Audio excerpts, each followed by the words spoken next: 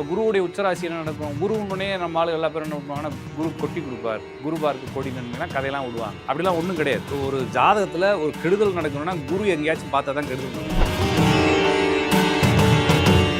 இப்போ நிறைய பேர் என்ன சொன்னாங்கன்னா, ஈரான் போர் நடக்குது, தங்கம் மொத்தத்துக்கு சரிஞ்சு கிலோவுக்கு 10 ரூபாய்க்கு விற்கின்ற அளவுக்குலாம் பேசுனாங்க. அடுத்த டிசம்பருக்கு மேல கேது மேலே ஏறி கடகத்துக்குள்ளே ஏறி குரு ஆல்ரெடி அங்க டிராவல்ல இருக்கு. அது வக்கர குருவா இருக்கு. அங்கதான் வந்து இந்த குரு கேது சேர்றப்ப சமூக கட்டமைப்புகளை மீறிய செயல்பாடு. மகரத்தினுடைய ராசியினுடைய அந்த குறியீடு முதலையினுடைய உடம்பும் மானினுடைய தலையும் கொடுக்கும். எல்லா இடத்துலையும் வாழக்கூடியது. அப்ப இங்கேயும் அங்கேயும் வாழக்கூடியதுன்ற மாதிரி அந்த மகரம்ன்றத வெளிநாடுன்ற வார்த்தையை சொல்றாங்க. ஒருவேளை வயசானவங்க வீட்டில் இருக்கிறாங்க அப்படின்னா அவங்களுக்கு மருத்துவ சார்ந்த விஷயங்கள்ல கொஞ்சம் கவனம். ஏன் இந்த இடத்துல குரு நல்லதானே சார் செய்யுது அப்படின்னா, குரு பார்க்கறது ராகு. வெளியூருக்கு போகணும், வெளிநாடுகளுக்கு போகணும்னு நினச்சிட்டு இருக்கவங்க இப்போ ஏதாச்சும் விசா ப்ராசஸ் பண்ணுறதுலாம் வந்து பாசிட்டிவான. இந்த ராசிகளில் சுக்கிரன் இருந்தால் எதையாச்சும் ஒன்று பாதியில் விட்டு வெளியே வரும்.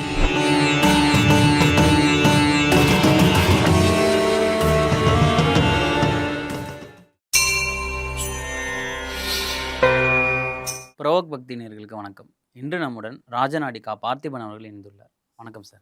வணக்கம்ங்க. நேரில் அனைவருக்கும் வணக்கம். ஐயா, இப்போ குரு பெயர்ச்சி, இந்த குரு பெயர்ச்சி வந்து எப்போ ஆரம்பிச்சு எப்போ வரைக்கும் கண்டினியூஸ்னாக போய் முடியுது, இதை பற்றி சொல்லிடுங்க. ஜூன் 1ஆம் தேதியே ஆரம்பிச்சது. அது 2ஆம் தேதின்னு சொல்லுவாங்க, 1ஆம் தேதி. இது வந்து சின்ன சின்ன வேரியேஷன். ஏன்னா நம்ம இந்த அஸ்ட்ராலஜியில் கிரகங்கள் ஏதோ அக்யூரஸியாக இருக்கிற மாதிரி வாக்கிய பஞ்சாங்கக்காரங்களாம் நான் தான் அக்யூரஸின்னு சொல்லுவாங்க. திருக்கணித பஞ்சாங்கக்காரங்க நான் தான் அக்யூரஸின்னு சொல்லுவாங்க. ரெண்டுமே அக்யூரஸி இல்லை. ரெண்டுமே ஏதோ ஏனதானன்னு வச்சு ஓட்டிக்கிட்டு இருக்கோம்.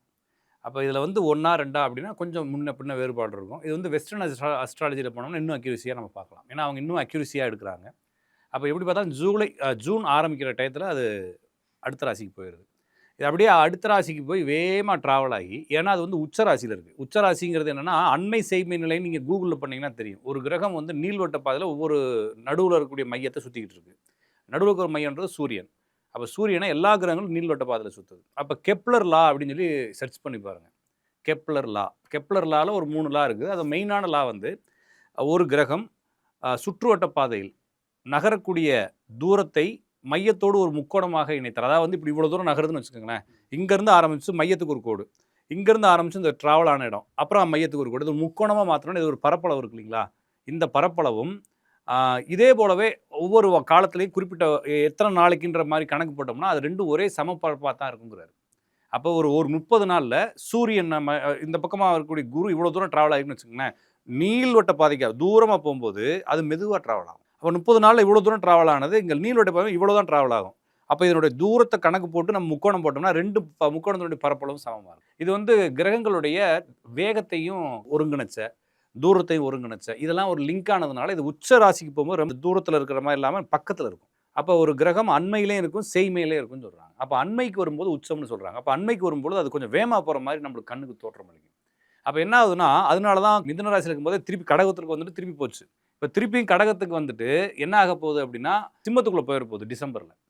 அப்போ ஜூன், ஜூலை, ஆகஸ்ட், செப்டம்பர், அப்போ ஒரு 5 மாதத்தில் என்ன ஆகுதுன்னா வேகமாக ஓடி போய் அடுத்த ராசிக்குள்ளே ஓடி போயிடுது. இந்த வக்ர பயிற்சின்னு சொல்லுவாங்க. வக்ரமாக உள்ளே போயிடுது. போயிட்டு திருப்பி வக்ரமாகி ரிவர்ஸ் ஆகி மேலே ஏறுது. மேலே ஏறி திருப்பி அடுத்த ஆகஸ்ட் வரைக்கும் அது அங்கே தான் இருக்குது. ஆக மொத்தத்தில் நமக்கு ஒரு வருஷத்தை கவர் பண்ணிருச்சு. அப்போ குருவனுடைய உச்ச ராசின்னு சொல்கிறாங்க கடகத்தை. அப்போ குருவுடைய உச்சராசி என்ன நடக்கும்? குருவுன்னே நம்ம ஆளு எல்லா பேரும் என்ன பண்ணுவாங்கன்னா, குரு சுவர், குரு கொட்டி கொடுப்பார், குரு பார்க்க கொடி நன்மைனா கதையெல்லாம் விடுவாங்க. அப்படிலாம் ஒன்றும் கிடையாது.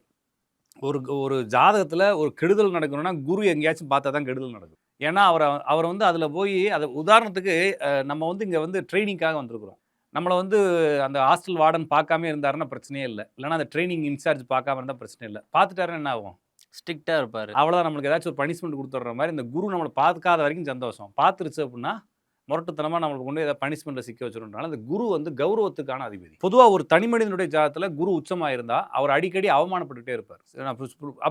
அப்போ பொதுவான காலங்களில் உச்சமாகும்போது நாடு அப்படிங்கிறதுக்குள்ள எல்லா நாடுகளுக்குள்ளேயும் ஒரு தேவையில்லாத விஷயங்களை முடிவெடுப்பாங்க எல்லா நாடுக்காரங்களும். ஒருத்தர் குறை சொல்கிற மாதிரி, தேவையில்லாத தவறுகளை செய்கிறது மாதிரி, அவசரப்பட்டு சில விஷயங்கள் செய்கிற மாதிரி இந்த விஷயங்கள் நடக்கும். இருந்தாலும் கடகம் அப்படிங்கிறது தாய்மை உணர்வு, கேர் எடுக்கக்கூடிய இடம், சமூகத்தில் வந்து ஒரு அடுத்த ஸ்டேஜ் முன்னேறக்கூடிய நாகரிகம் சார்ந்த இடம், அப்புறமா வந்து சுகங்களை கூறக்கூடிய இடம், மக்களினுடைய அந்த நாகரிகம் வளர்ச்சி, அவங்களுடைய வசதி வாய்ப்புகளை சொல்லக்கூடிய இடம், அந்த இடத்துக்கு இந்த குரு வர்றதுனால அது வழியாக சில நன்மைகள் நடந்தாலும் கூட அது வழியாக மக்கள் நிறைய அவமானங்களை சந்திப்பாங்க. எப்படியாச்சும் நம்ம வாழ்ந்துடணுன்ற சிந்தனையை மக்களுக்கு கொடுக்கும். அந்த ஒரு பிரச்சனை இருக்குது. இன்னொன்று குரு வந்து தங்கம்னு சொல்கிறாங்க. ஆல்ரெடி குருவுக்கு 9வது ராசியான சனி, 9வது ராசியான மீனம் தான் தங்கத்தை குறிக்கக்கூடிய அதனுடைய ராசி. அப்போ அந்த ராசியில் ஆல்ரெடி சனி அங்கே இருக்குது. அப்போ இன்னுமே தங்கம் விலை உயரும். நம்ம ஆல்ரெடி பேசியிருந்தோம், தங்க விலை குறையாது, 15,000 தொடுன்னு 10,000 இருக்கும்போதே பேசினோம், 15 வந்துருச்சு. இப்போ நிறைய பேர் என்ன சொன்னாங்கன்னா, ஈரான் போர் நடக்குது, தங்கம் மொத்தத்துக்கு சரிஞ்சு கிலோவுக்கு 10 ரூபாய்க்கு விற்கின்ற அளவுக்குலாம் பேசுகிறாங்க. அப்படி எதுவும் போகிறதுக்கு வாய்ப்பு இல்லை. இப்போ உங்களுக்கு $15,100 இப்போ 14,600 வரைக்கும் போயிட்டு திருப்பி 14,800 ஒரு ரவுண்ட்ஸ் தங்கம் டாலரில் சொல்கிறேன். இப்போ 14,700 ஃப்ளோட்டிங்கில் இருக்குது. அப்போ 14,700ங்கிறப்ப நம்ம ஊருக்கு வச்சோம் அப்படின்னோம்னா 14,000 ஓகேங்களா. இப்போ இது வந்து நான் 14,000 சம்திங்கில் இப்போ தங்கம் ஓடிக்கிட்டு இருக்கு. இப்போ இன்னும் குரோத் ஆகும். இப்போ இன்னைக்கு வந்து பிட்காயின்லாம் க்ளோஸ் பண்ணுறதா அறிவிச்சுக்கிறாங்க. அப்போ பிட்காயினை க்ளோஸ் பண்ணிட்டா பணம் வச்சுருக்கவன்லாம் எங்கே முதலீடு செய்வான்? ஒன்று ஆயிலில் போடணும், இல்லாட்டினா வந்து ஏதாச்சும் மெட்டலில் போடணும். மெட்டலில் கோல்டில் தான் போடுவான். அப்போ திருப்பி டிமாண்ட் இன்க்ரீஸ் ஆகும். ஒரு 20, 25,000 $18 வரைக்கும் போகும்னு ஒரு போன வீடியோவில் சொன்னேன்னு நினைக்கிறேன். $18 வரைக்கும் போகும். அப்போ $18 வரைக்கும் போகிறதுக்கு வாய்ப்புகள் இருக்குது. அப்போ இது என்ன சார் உங்கள் இஷ்டம் சொல்கிறீங்களா? இஷ்டம் இல்லை. இது பார்க்குறதுக்கு இப்போ வியூ அப்படி தான் இருக்குது. கிரகங்களுக்கு வரும்போது ஆட்டோமேட்டிக்காக உயரும். தன்னுடைய அந்த நிலையை போய் அடுத்த ஸ்டேஜில் தக்க வைக்கும். இப்போ நீங்கள் இதையே வந்து நிலத்தில் போட்ட முதலீடுகள் இதுக்கு ஈக்குவலாக தான் வளர்ந்துக்கிட்டு இருக்கு. ஒன்றும் இது குறையும் கூடுதல்லாம் இல்லை. நான் தங்கத்தில் போட்டிருக்கேன் சார், நான் ஏமாந்துட்டணும் அப்படின்னா நீங்கள் பயப்பட தேவையில்லை. ரெண்டும் ஈக்குவலாக தான் க்ரோத் ஆகிட்டு இருக்கு அப்படின்ற மாதிரி எடுத்துக்க வேண்டியது. அப்போ தங்கம் விலை உயரும். அதுக்கப்புறமா வந்து கேர் சென்டர்ஸ்ன்னு சொல்லப்படக்கூடிய, அல்லது ஒருத்தங்களை பாதுகாக்கக்கூடிய, அல்லது சமூகத்தில் ஒரு பாதுகாப்பு உணர்வு. இப்போ நம்ம ஊர்லலாம் பார்த்தீங்கன்னா பெண்களுக்கு பாதுகாப்பு இல்லை, அதுக்கு இல்லை, இதுக்கு இல்லைன்னு சொல்கிறாங்களே, இந்த மாதிரி பாதுகாப்பு உணர்வுகள் கொஞ்சம் இன்க்ரீஸ் ஆகலாம். கடகம் அப்படிங்கிறதே வந்து கேர் தான். அதனால தான் கடகராசியை வந்து நர்ஸுன்னு சொல்கிறாங்க. இப்போ நான் இதை எப்படி எடுத்துக்கலாம்? இப்போ வந்து கடந்த ஆட்சியில் வந்து பெண்களுக்கு பாதுகாப்பு இல்லை, நம்ம தமிழ்நாடு மட்டும் பார்க்க தேவையில்லை, உலகம் முழுவதும் பார்க்குறப்ப இது இருந்திருக்கலாம். உலகம் முழுவதும் இதில் ஏதாச்சும் கேர் சிஸ்டம் இன்க்ரீஸ் ஆகலாம். அதில் மக்களுக்கு சாதாரணமாகவே நாகரிகத்தில் வளர்ச்சிகள் போகலாம். அப்போ நம்ம பேசுகிறது நம்ம ஊரை மட்டும் பேசலை, உலகம் முழுவதும் இது இருக்குது. நம்ம ஊருக்காரங்கனால நம்மளுக்கு தெரியுது, பக்கத்து ஊருக்காரனுக்கு அவன் கதை தெரியும் இல்லைங்களா. அப்போ ஊரெலாம் நடக்கவே இதுக்கு அதிகமான முன்னேற்றம் ஏற்படும் அப்படின்னு பார்க்கலாம். அதுக்கப்புறமா வந்து இந்த ராகுவும் கேதுவும் உங்களுக்கு ஒரு டிசம்பர் வாக்கில் கீழே இறங்குது. அப்போ இதுவும் வந்து டிசம்பர், அப்போ இங்கேருந்து ஆரம்பித்து பாதி தூரம் போகிறப்ப டிசம்பர், அதுக்கப்புறம் டிசம்பர்லேருந்து இன்னொரு பாதி தூரம் ட்ராவல் ஆகணும் குரு. அப்போ 2 இப்போ ட்ராவலாக பிரிச்சுக்கலாமே. ஏன்னா கடகத்துலேருந்து இறங்கி சிம்மத்தை தொட்டுட்டு திருப்பி கடகத்துக்குள்ளேயே ட்ராவல் ஆகுது. அப்போ 2 பார்ட்டாக பிரிக்கிறப்ப ஃபஸ்ட்டு ட்ராவலில் ராகுவும் கேதுவும் கும்பத்திலையும் சிம்மத்திலையும் இருக்குது. அடுத்த டிசம்பருக்கு மேலே கேது மேலே ஏறி கடகத்துக்குள்ளே ஏறிடுது. குரு ஆல்ரெடி அங்கே ட்ராவலில் இருக்குது. அது வக்கர குருவாக இருக்குது. அங்கே தான் வந்து இந்த குரு கேது சேர்றப்ப சமூக கட்டமைப்புகளை மீறிய செயல்பாடுகள். அது மட்டும் இல்லாமல் டிசம்பர் முடிஞ்சு அந்த ஒரு ஜூன், ஜூலை, ஆகஸ்ட் அடுத்த வருஷம் அந்த ஜூன், ஜூலை, ஆகஸ்ட்டில் பார்க்குறப்ப எல்லா கிரகங்களும் அங்கே வந்து கூடி கும்மி அடிக்கும். கரெக்டாக கடகத்தில் பார்த்தீங்கன்னா அடுத்த ஜூலையில் எல்லா கிரகங்களும் அப்படி டோட்டலாக அப்படியே கூடி கும்மி அடிக்கிற அளவுக்கு வரும். அந்த இடத்துல ஏதாச்சும் ஒரு மிகப்பெரிய ஒரு குழப்பங்கள் எதிர்பார்க்கலாம். நான் சொல்கிறது நம்ம ஊரில் மட்டும் இல்லை, எல்லா இடத்துலையும் அந்தந்த சிச்சுவேஷனுக்கு என்ன பிரச்சனையோ, இயற்கை சீற்றழிவாக இருக்கலாம், அல்லது ஏதாச்சும் ஒரு பொருளாதார மாற்றமாக இருக்கலாம், ஏதோ ஒன்று. அடுத்த வருஷம் இந்த குரு வந்து தன்னை வெளியேற்றிக்க போகும்போது இந்த கேதுவோட சேர்ந்து இன்னும் ஒரு பெரிய அளவில் இம்பேக்டை கொடுக்கும் அப்படின்னு பார்க்கலாம். இந்த ராகு இங்கே மகரத்துக்கு இறங்கினதுக்கப்புறமா குரு ராகு காம்பினேஷன் வரும். ஆல்ரெடி குருவினுடைய நீசை வீடு, அங்கே ஆல்ரெடி சந்திரன் இருக்கக்கூடிய வீடு. அங்கே இந்த பிரச்சனை என்ன ஆகும்னா மக்களுக்கு புதிய மாற்றங்கள்னு சொல்கிறது. இப்போ ஆல்ரெடி கும்பத்தில் இருக்கும்போது நிறைய கூட்டமாக வேலை போச்சு இல்லைங்களா, அவங்களுக்குலாம் மறுபடியும் வேலை கிடைக்காங்க. நிறைய வேறு நாட்டினுடைய குடியுரிமைகள் விசா ப்ராசஸ் அப்படிங்கிறது ரொம்ப கடகடன் நிறைய நடக்கும். எப்போனா அடுத்த வருஷம், இந்த வருஷம் டிசம்பருக்கு அப்புறமா. இப்போ டிசம்பருக்கு அப்புறம் வக்ரமானதுக்கு அப்புறமா, டிசம்பர் வக்ரமானதுக்கு அப்புறமா ராகு இறங்கினதுக்கு அப்புறமா வெளிநாட்டு குடியுரிமை. மகரம்ங்கிறதே வந்து வெளிநாடு குடியுரிமை. அதனால தான் வந்து என்ன பண்ணியிருப்பாங்கன்னா மகரத்தினுடைய ராசியினுடைய அந்த குறியீடு முதலையினுடைய உடம்பும் மானினுடைய தலைன்னு போட்டிருக்கும். அது என்னன்னா எல்லா இடத்துலையும் வாழக்கூடியது. அப்போ இங்கேயும் அங்கேயும் வாழக்கூடியதுன்ற மாதிரி அந்த மகரம்ன்றதை வெளிநாடுன்ற வார்த்தையும் சொல்கிறாங்க. அப்போ கடகங்கிறதும் தண்ணி வெளிநாடுன்னு தான் சொல்கிறாங்க. அப்போ ரெண்டுமே வந்து எல்லாருக்குமே வெளிநாட்டு குடியுரிமைக்கான இப்போ இப்பயே பார்த்தீங்கன்னா ஒரு 15-20 நாடுக்கு இந்தியாவிலேருந்து விசா தேவையில்லை. இன்னும் அது பெருசாகலாம். தொழில் முனைவோருக்காக இப்போ வந்து சுற்றுலாக்காக போட்டிருக்கான். அடுத்து தொழில் முனைவோருக்காகவே நீ வந்து திருப்பூருக்கு வேலைக்கு போகிற மாதிரி ஏதாச்சும் ஒரு நாடு கனடாவுக்கு போகலாம் அப்படின்ற மாதிரி விசாவை எடுக்க தேவை, ஒன்றும் எடுக்க தேவையில்லைன்னு மாற்றி விட்டாங்கன்னு வச்சுக்கோங்க. அது இன்னும் நம்மளுக்கு வசதியாக இருக்கலாம். இன்னும் நம்ம ஊருக்காரன் பூரா வெளிநாட்டில் போய் திறமை வைப்பான் அப்படின்ற மாதிரி எடுத்துக்கலாம். ஆக மொத்தத்தில் வெளிநாட்டினுடைய பரிவர்த்தனைகள் எல்லாமே ஓப்பன் பண்ணப்படலாம். அந்த மாதிரி ஒரு இது வந்து பொதுவாக உலக வரலாறுகளை நம்ம பார்க்கலாம். தனி மனிதனுக்குன்னு பார்க்குறப்போ ஒவ்வொரு மனிதனுடைய ஜாதகமும் அங்கே முக்கியமான ரோல் இருக்குது. இப்போ பொதுவாக நான் சொல்லக்கூடிய ராசியில் ராகு இருந்தால், இப்போ கடகத்தில் குரு வருது, கடகத்திலிருந்து 5வது ராசியான விருச்சகம், அதுலேருந்து 5வது ராசியான மீனம். இந்த ராசிகளில் ராகு இருந்தால் ஒரு ஜாதகத்தில் அந்த குடும்பத்தில் வந்து ஏதோ நெகட்டிவான விஷயங்கள் அடுத்த வருஷம் ஃபுல்லாக நடக்கும். நிறைய பேருக்கு வயசானவங்க தவறிடுறது, மருத்துவ செலவுகள் ஏற்படுறது, குடும்பத்தில் பொருள்கள் காணாம போயிடுது. அதனால இந்த ராசிகளில் ராகு யாருக்காச்சும் இருந்தா, அல்லது இந்த ராசியில் யாருக்காச்சும் கேது இருந்தா, கண்டிப்பாக உங்க குடும்பத்தில் ஏதாச்சும் ஒரு எக்ஸ்பென்சிவான ஐட்டம் மிஸ் ஆகலாம். நான் சொல்றது விருச்சகம், கடகம், மீனம் இந்த 3 ராசிகள்ல ராகுவோ அல்லது கேதுவோ இருந்தா. கேது இருந்தா அதுக்கு இணையான ஒரு இது நடக்கும். ராகுனா கண்டிப்பா ஏதாச்சும் ஒண்ணு மிஸ் ஆகும். அது வந்து உயிரா இருக்கலாம், உடைமையாக இருக்கலாம், ஏதோ ஒண்ணு எக்ஸ்பென்சிவா இருக்கலாம். ஜாதகங்கள்ல இருக்க ஆளு என்ன செய்யலாம் அப்படின்னா, பொருள்கள பத்திரப்படுத்தலாம். அல்லது அது சம்பந்தமான ஒரு ஒரு அவேர்னஸோட இருக்கலாம். ஒருவேளை வயசானவங்க வீட்ல இருக்கிறாங்க அப்படின்னா, அவங்களுக்கு மருத்துவ சார்ந்த விஷயங்கள்ல கொஞ்சம் கவனம் செலுத்தணும். ஏன் இந்த இடத்துல குரு நல்லதானே சார் செய்யுது அப்படின்னா, குரு பார்க்கிறது ராகுவ.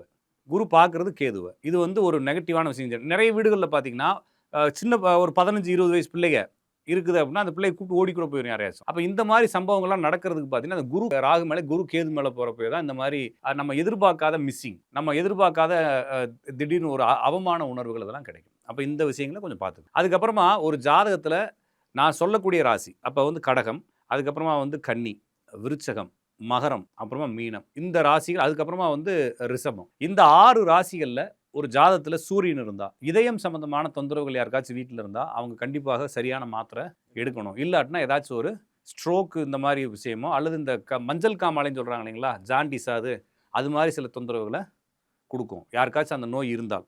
அதே மாரி அப்பாவுடைய அ அண்ணன் தம்பிக அல்லது மகன் இவங்களுக்கு சில முன்னேற்றங்கள் ஏற்படலாம்.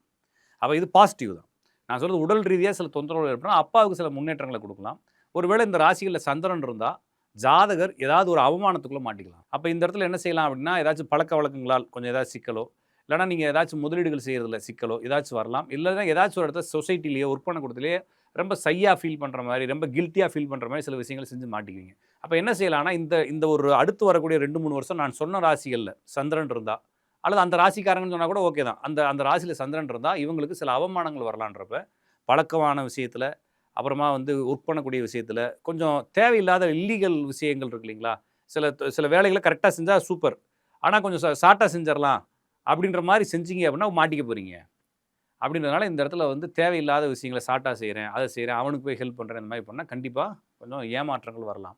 வெளியூருக்கு போணும், வெளிநாடுகளுக்கு போணும்னு நெனச்சுக்கிட்டு இருக்கவங்களுக்கு இப்ப ஏதாச்சும் விசா ப்ராசஸ் பண்றது இதெல்லாம் வந்து பாசிட்டிவா நடக்கும். இந்த ராசிகள்ல சுக்கிரன் இருந்தா, எதையாச்சும் ஒண்ண பாதியில விட்டுட்டு வெளிய வந்துருவீங்க.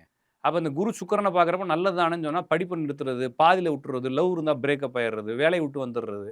இது பாதி பாதியில கட் ஆவுறது எல்லாமே இந்த குரு சுக்கிரன பார்த்தா நடக்கும். இருந்தாலும் ரொம்ப நாட்பட்ட கல்யாண வாழ்க்கை பிரச்சனை, ரொம்ப நாள்பட்ட குடும்ப பிரச்சனைகள் முடிவுக்கு வரும். ஏதாச்சும் பணங்கள் எதிர்பார்த்துக்கிட்டு இருந்தீங்கன்னா, அந்த பணங்கள் வந்து டிசம்பருக்கு மேல ஒரு நல்ல மாற்றத்த குடுக்கும். எதிர்பார்த்துக்கிட்டு இருக்கக்கூடிய படம், எதிர்பார்க்கக்கூடிய வழக்குகள் முடிவு. அப்ப இந்த 6 ராசிகள்ல புதன் இருந்தா, ஏதோ காதல் கைகூடும். அல்லது இந்த படிப்பு விஷயமான முன்னேற்றங்கள் இருக்கும். சொத்துக்கள் வாங்கலாம். நிறைய சொத்துக்கள் வாங்கலாம். மகள் மற்றும் சகோதரி வழியாக நன்மைகள் நடக்கும். அப்படின்னு சொல்லலாம். அடுத்து இந்த ராசிகள்ல செவ்வா இருந்தா, ஏதோ ஒரு வழக்குகள்ல மாட்டிக்க போறீங்க. அல்லது ஏதாவது ஒரு மருத்துவ செலவுகள் பெருசா வரப்போகுது. இல்லன்னா உங்களுக்கே ஏதாச்சும் ஒரு சின்ன சின்ன நோய்கள் இந்த 1 வருஷத்துக்கு ஏதாச்சும் தொந்தரவு குடுத்துக்கிட்டே இருக்க போதுன்னு பார்க்கலாம். இது வந்து பெண் ஜாதகமா இருந்தா, கணவன் வழியில சில நன்மைகள் ஏற்பட்டாலும், கணவன் ஏதோ தப்பு பண்றாருன்ற உணர்வு உங்களுக்குள்ள ஏற்படும். அவருடைய பர்சனல் லைஃப்ல. அத நீங்க கொஞ்சம் பார்த்துக்கலாம். இந்த ராசிகள்ல குரு இருந்தா, குருவையே பார்த்தா, அது வந்து என்ன செய்யும் அப்டின்னா, அவமான உணர்வுகள், ஏமாற்றம், ஏதாச்சும் ஒரு தவறான நம்பிக்கை, இல்லன்னா ஒரு அமானுஷ்ய நம்பிக்கை, நம்மளுக்குள்ள ஏதோ நடக்குது கில்ட்டியா இருக்கிறது. அதுக்கப்புறம் ஏதோ ஒண்ணு நம்மளுக்குள்ள உள்ள எல்லாமே நெறைய தோணுது அப்படிங்கிற மாரி ஒரு உணர்வுகள் கிடைக்கும். அடுத்து குரு சனிய பார்த்தால், இப்ப இந்த 6 ராசிகள்ல சனி இருந்தா, ஏதோ ஒரு பெரிய ப்ரமோஷன், முன்னேற்றம், அடுத்த ஸ்டேஜ்க்கு போறது, சொசைட்டில ஒரு நல்ல நேம் எடுக்கிறது. இந்த மாரி விஷயங்கள். டிசம்பருக்கு அப்புறமா நான் சொன்ன எல்லாமே நிறைய நாள் பிரச்சனைகள். இப்ப டிசம்பருக்கு அப்புறமா நான் சொன்ன 6 ராசிகள்ல சூரியன் இருக்குன்னு வச்சுக்கோங்களேன். இவர் ரொம்ப வருஷமா குழந்தை இல்லாம இருக்கிறாங்கன்னு வச்சுக்கோங்க. அவங்களுக்கு குழந்தை வரும். ஏன்னா இந்த ராகு கேது இறங்கிடுச்சுன்னா 2ம் சேர்ந்து தூண்டும். அப்ப என்ன செய்யணும்னா ரொம்ப நாள் குழந்தை இல்லாம இருப்பாங்க. நான் சொன்ன 6 ராசிகள்ல சூரியனோ, குருவோ, புதனோ இருந்தா குழந்தை பிறக்கும். ஒருத்தவங்க கேஸ் நடத்திட்டே இருப்பாங்க. 8 வருஷமா கேஸ் நடக்கும். அது வந்து பூர்வீக சொத்தா இருக்கும். அப்ப சனியோ, புதனோ நான் சொன்ன அந்த 6 ராசியில இருந்தா அந்த பூர்வீக சொத்துக்கள் முடிவுக்கு வரும். யாராச்சும் ஒருத்தவங்க ட்ரீட்மெண்ட் எடுத்துட்டே இருப்பாங்க. நோய் சரியாகவே ஆகாது. மருத்துவமும் கிடைக்காது. நிறைய பேர் பிள்ளைகளுக்கு தொடர்ந்து பார்த்துட்டே இருப்பாங்க. ஆட்டிசம் அது மாரிலாம் சொல்றாங்கன்னு இது மாரி இருந்திருக்கும். அந்த குழந்தைகளுக்கு ட்ரீட்மெண்ட் இப்ப கிடைக்கும். நான் சொல்றது இந்த 6 ராசியில செவ்வா இருந்தா. இந்த 6 ராசிகள்ல குரு இருந்தா பெரிய ப்ரமோஷன் முன்னேற்றங்கள் கிடைக்கும். இந்த 6 ராசிகள்ல ராகு கேது இருந்தா கொஞ்சம் நெகட்டிவான விஷயங்கள் நடக்கலாம். கடக ராசியில இருந்து சிம்ம ராசிக்கு வந்து குரு வந்து போறாரு. சிம்ம ராசிக்கு எப்படி இருக்கு? குருவாச்சு இந்த சிம்ம ராசிக்கு ஏதாவது நல்லது ராசிய வச்சு சொல்லக்கூடாதுங்க நம்ம. சரிங்களா? இப்ப ராசிய வச்சு சொன்னா என்ன ஆயிரும்னா அப்படின்னா நெறைய சிக்கலாகி போயிரும். அப்ப ராசிய வச்சு சொல்றது வந்து இப்ப சந்திரன மட்டும் வச்சு தான் சொல்ல முடியுங்களா? அப்ப சந்திரன மட்டும் சொல்றது அவருடைய குணம், இல்லன்னா அவங்க அம்மா, இல்லன்னா அவங்களுடைய பயணத்த பத்தி சொல்லலாமே தவிர, இப்ப பொதுவா மக்கள ஈர்க்கிறதுக்காக ராசிய பத்தி சொல்றாங்க. ராசிய பத்தி சொல்றத பார்க்காம இருக்கிறது மக்களுக்கு நல்லது. சும்மா டைம் பாஸ்க்கு வேணா பார்க்கலாம். அதனால ராசிய வச்சு சொல்லக்கூடாது. ஒருவேளை சிம்ம ராசியில் ஏதாச்சும் கிரகங்கள் இருந்தால் அதுக்கு பாசிட்டிவான விஷயங்கள் நிறைய நடக்கலாம். இந்த கேது ஏன்னா வெளியே போகுது இன்னும் ஒரு 3-4 மாதம் கழிச்சு. சிம்ம ராசியில் கேது இருந்துச்சு, கும்பத்துலேயும் கேது இருந்துச்சு. இது எல்லாமே 2 மேலே ஏறுது. அப்போ சிம்ம ராசியை ரிலீஸ் பண்ணும், கும்ப ராசியை ரிலீஸ் பண்ணும். நான் சொல்கிறது ராசினா ராசிக்காரங்களில் அந்த ராசியை ரிலீஸ் பண்ணும். அந்த ராசியில் என்ன கிரகம் இருந்தாலும் அதுக்கு பாசிட்டிவான விஷயங்கள் நடக்கும். இந்த குருவால மக்களுக்கு வந்து கல்யாணன்ற விஷயம் வந்து எந்த அளவுக்கு இல்லை நடக்கும்? கல்யாணம் மட்டும் இல்லை, நான் சொன்னது கல்யாணம் மட்டும் இல்லை. கல்யாணம், ரொம்ப நாள் வராத பணம், ரொம்ப நாள் குழந்தை பிறப்பு இல்லாமல் இருக்கிறது. நிறைய பேர் பார்த்தீங்கன்னா ரொம்ப நாளாக ப்ராசஸ் பண்ணிட்டே இருப்பான், ஒரு பிஸ்னஸ் ஆரம்பிச்சிடலாம், இல்லைனா இதை நம்மளா ஒரு ஃப்ரீலான்சராக எல்லாம் பிளான் பண்ணிகிட்டே இருப்பான். அந்த மாதிரி விஷயங்கள் வந்து ஒரு டிசம்பருக்கு மேலே நிறைய பேருக்கு சக்ஸஸ் ஆகும். அப்போ நாட்பட்ட பிரச்சனைகள்னு சொல்கிறோம் இல்லைங்களா, அது இன்னும் கொஞ்சம் அதுக்கு மட்டும் இல்லாமல் இப்போ குரு மட்டும் மூவ் ஆகலை, ஒரு 8வது 9வது மாதத்தில் சனியும் வக்கரமாக இறங்குது. அப்போ அதுவும் உங்களுக்கு புஷ் பண்ணி கொடுக்கும். அப்போ ரெண்டும் சேர்ந்து ஒரு அடுத்து வரக்கூடிய ஒரு 1.5 வருஷம் 1.25 வருஷத்துக்கு நிறைய பேருக்கு நான் சொல்கிறது எல்லாமே இந்த 90s கிட்ஸ்ன்னு சொல்கிறோம் இல்லைங்களா, 90s கிட்ஸ் கல்யாணம் ஆகாமல் இன்னும் சுற்றி இருக்காங்க அப்படின்ற மாதிரி இருக்கிறவங்களுக்கு கல்யாணம் ஆயிரும். அப்போ இந்த எல்லா கிரகங்களும் கம்பைன்ட் ஆகி ஒன்று இயக்க போகுது. அப்படிங்கிறப்ப அந்த 90s கிட்ஸ் கல்யாணம் ஆகுறது, குழந்தை பிறக்காமல் ரொம்ப வருஷமாக இருக்கும். ஐவிஎஃப் பார்த்தேன், அதை பார்த்தேன், இதை பார்த்தேன், அப்படியே விட்டுட்டேன், இதை எதுவுமே பார்க்கணும், திடீர்னு அவங்களுக்கு இயற்கையாகவே கன்சீவ் ஆகுது. இந்த மாதிரி விஷயங்கள்லாம் நல்லபடியாக கொடுக்கும். நிறைய பேருக்கு தொழில் ஆரம்பிக்கணும், வேலைக்கு போகணும், கவர்மெண்ட் எக்ஸாம் எழுதிக்கிட்டே இருப்பாங்க, அவங்களுக்கு திடீர்னு கவர்மெண்ட் அந்த மாதிரி ரொம்ப நாட்பட்ட பிரச்சனைகள் எதுவாக இருந்தாலும் இந்த இடத்துல நீங்கள் எஃபோர்ட் போட்டிங்கன்னா அந்த 1.5 வருஷத்துக்குள்ளே நீங்கள் கண்டிப்பாக அதில் சக்ஸஸ் ஆகும். மாணவர்களுக்கு தான் நான் சொல்கிறது, புதிய கல்வியில் பிரச்சனைகள் வெட்டலாமான்னு தோணும். அந்த இடத்துல ஒரு 6 மாதம் மட்டும் பல்ல கடிச்சு ஓடிடுங்க, அதுக்கப்புறம் சக்ஸஸ் ஆயிடும். ஏன்னா அதில் குரு சுக்கிரன் நினைவு வந்தாலும் எதையுமே விட்டுட்டு ஓடிடணும்னு தோணும். அந்த இதை மட்டும் கொஞ்சம் பார்த்துக்கணும். மற்றபடி ஓரளவுக்கு பெட்டர் தான். நான் சொல்கிற மாதிரி வயசானவங்க வீட்டில் இருந்தால் கொஞ்சம் கவனம், எக்ஸ்பென்சிவான விஷயத்தில் கொஞ்சம் கவனம். எக்ஸ்பென்சிவான நீங்கள் நகையை மட்டும் பார்க்கக்கூடாது, செல்ஃபோன் கூட உடஞ்சிடலாம் கீழே விழுந்து. அப்போ ஏதாச்சும் உங்களுக்கு எது முக்கியமானதோ நிறைய செலவு வைக்குமோ அதில் கொஞ்சம் எக்ஸ்ட்ரா கேர் எடுத்துக்கணும், ஒரு 6-7 மாதத்துக்கு. அதுக்கப்புறம் சரியாக. குரு பெயர்ச்சியை பற்றி ரொம்ப சிறப்பாக சொல்லுவீங்க. ரொம்ப நன்றி. நன்றி, வணக்கம்.